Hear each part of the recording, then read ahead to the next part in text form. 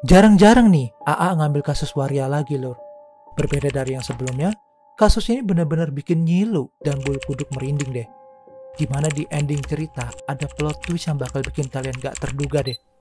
Sebenarnya agak ngeri bawain kasus kayak gini, karena dulu pernah dapet cibiran sama komunitas yang kayak gitu. Kalian tahu lah ya. Tapi karena ini informasi yang bisa diambil pelajarannya, mau gak mau harus dihadapin resikonya. Sebelum lanjut, seperti biasa ada berita penting banget nih lur. Kalau AA upload di hari Rabu, Sabtu, dan Minggu jam 2 siang jika nggak ada halangannya. Dan jangan lupa like, share, subscribe, serta nyalain tombol lonceng notifikasi ke semuanya. Biar kalau ada video baru, kalian bakal termotivasi nih klik video AA yang suka gibah ini. Nggak pakai lama, langsung aja kita gaskan ke case-nya. Dulu sebelum TikTok merajalela di negeri kita yang indah ini, ada salah satu YouTuber asal Lubuk Linggau, Sumatera Selatan yang terkenal, bernama asli Aprianto, atau sering disebut dengan nama bekennya Siska Sarangheo. Berpenampilan cantik, tegas, dan berisi, ini menjadi salah satu ciri khas Siska Sarangheo dalam membuat konten di YouTube.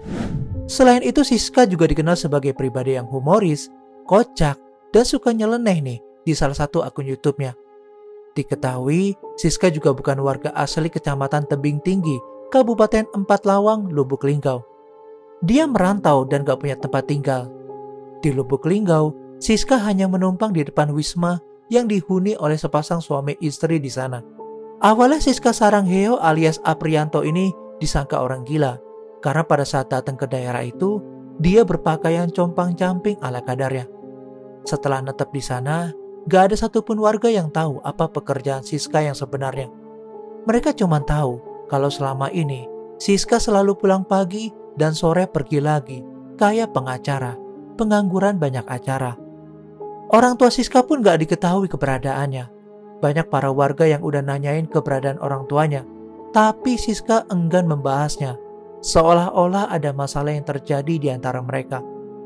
Seperti pada umumnya, dunia waria seperti itu, pasti ada circle-circle khusus yang terbentuk di setiap sudut daerah.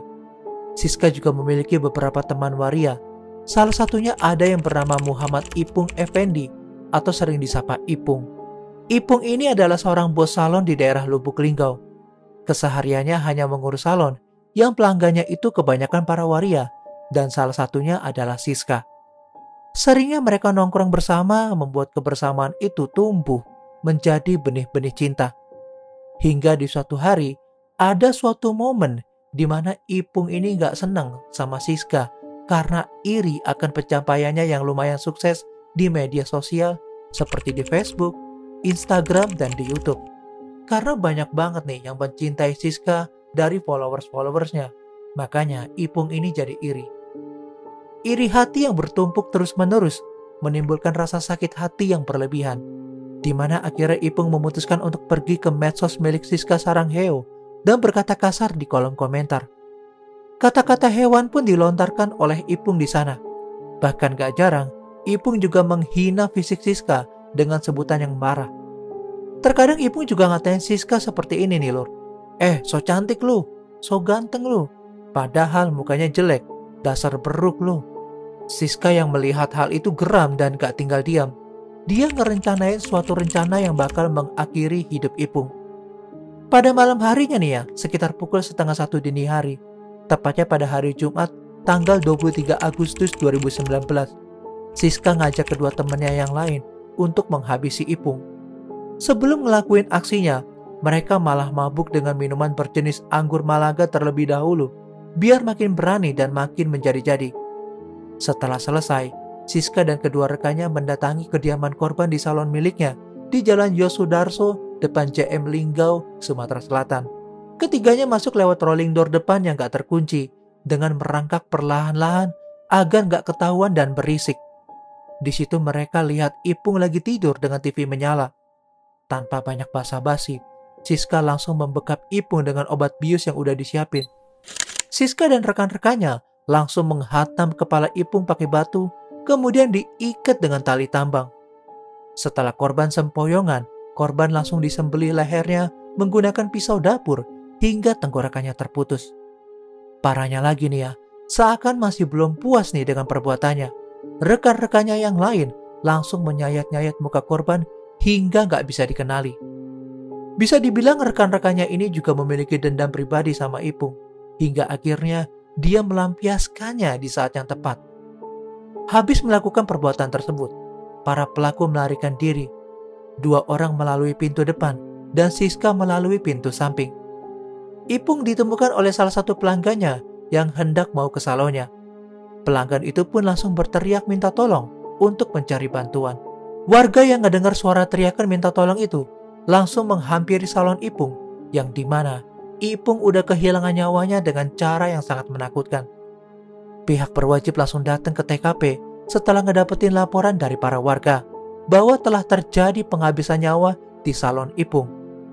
Beberapa saksi juga dimintai keterangan dan hasilnya ada salah satu saksi yang melihat bahwa salah satu temannya Ipung yang bernama Siska keluar dari salon melarikan diri pada malam dini hari dengan sangat mencurigakan.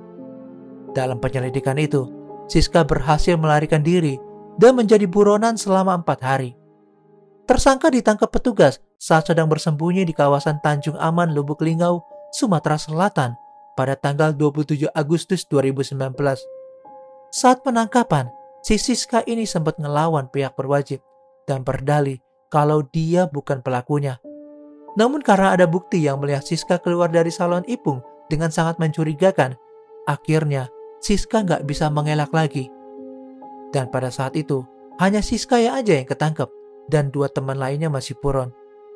Pihak berwajib juga mewanti-wanti kepada 2 rekannya yang masih bersembunyi untuk menyerahkan diri secepatnya melalui media pers. Karena kalau mereka nggak nyerahin diri, bakal ada tindakan tegas yang bakal dikasih. Dan setelah pengumuman hal itu ke media pers, akhirnya 2 buronan yang bersembunyi langsung menyerahkan diri setelah beberapa hari pengumuman itu diluncurkan. Diketahui setelah penghabisan nyawa itu terjadi, 2 hari setelahnya, tepatnya pada tanggal 25 Agustus 2019, Siska masih sempat-sempatnya mengunggah sebuah video tutorial make up di YouTube-nya. Sebelumnya pada 2 minggu yang lalu ya, Siska juga sempat ngupload video dengan judul Siska Pamit. Setelah penangkapannya ya, Siska langsung dibawa ke lapas karena waktu itu tahun 2020 sedang pandemi dan Siska berada jauh dari tempat persidangan. Akhirnya sidang Siska pun dilaksanakan dengan video conference melalui aplikasi Zoom. Di persidangan, majelis menyatakan terdakwa terbukti bersalah melanggar tindak pidana dalam pasal 340 KUHP dan menjatuhkan vonis hukuman penjara selama 20 tahun atau hukuman seumur hidup, bahkan terparahnya hukuman metong. Fakta yang mengejutkannya lagi ya Lor, setelah AA riset, ternyata sebelum kasus penghabisan nyawa ini terjadi, Siska juga pernah terlibat menghabisi seorang PNS di Perumnas Tanjung Aman, Kecamatan Lubuk Linggau Barat pada tahun 2006 dan divonis penjara 4 tahun. Bisa dibilang Siska ini seorang residivis berkedok kemayu ya. Soalnya, kalau dari videonya aja, Siska ini benar-benar kemayu, tapi menghanyutkan. Setelah vonis hukuman seumur hidupnya itu, Siska mengaku kalau dia menyesali perbuatannya. Dia minta maaf sama para netizen dan masyarakat kota Lubuk Linggau karena udah mencoreng nama baik kotanya. AA juga udah berusaha nyari akun YouTube-nya tapi nggak ketemu. Mungkin aja udah dinonaktifin atau di-banned dari YouTube-nya. Oh ya, jika kalian tertarik nih ya sama kasusnya Siska yang satu lagi, coba deh komen di bawah. Nanti siapa tahu AA bakal riset lagi nih soal kasusnya. Karena jujur aja, AA juga penasaran kenapa dia bisa menghabisi nyawa seorang PNS. Karena kalau AA satuin di video ini bakalan panjang banget dan takutnya kalian bosan. Tapi mungkin aja ini bakal jadi mini series kasus yang gak panjang ya. Dan semoga dengan adanya kasus ini, kita bisa belajar untuk menahan diri berkata kasar atau gak baik kepada siapapun. Entah dia dari kalangan apapun, yang jelas harus kita hargai mereka. Walaupun ya fisiknya gak bagus dan rupawan. Oh iya, kalau kalian mau request kasus-kasus yang belum pernah dibahas, langsung aja komen di bawah. Atau DM langsung di Instagram ya. I'm Jurnal AA, and see you next time. Stay safe ya lur.